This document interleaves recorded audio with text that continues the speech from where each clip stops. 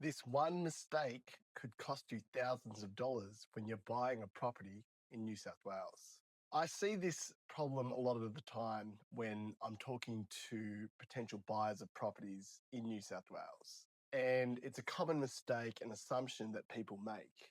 People often think that the 0.25% deposit, that is the holding deposit, is refundable when you're buying property in New South Wales. And that's just not the case. When you sign a contract in New South Wales and transfer a 0.25% deposit to the real estate's trust account, and the vendor signs a contract, that's constituted as the exchange of contracts. And that means contracts are binding.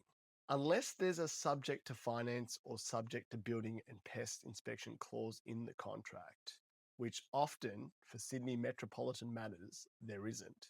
If you change your mind during the cooling off period as a buyer and you want to cancel the contract, you'll actually forfeit the 0.25% deposit. That deposit will be given to the vendor or the seller of the property. And that could cost you thousands and thousands of dollars. It is important to understand this and do the correct due diligence before you make this decision.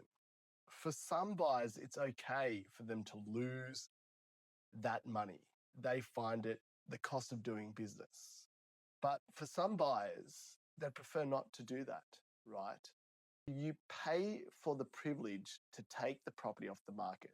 If contracts are exchanged, the deposit is paid, and both parties sign, no one else can buy the property. So no other purchasers can try and buy that property. The vendor can also not change their mind. They are not able to cancel the contract.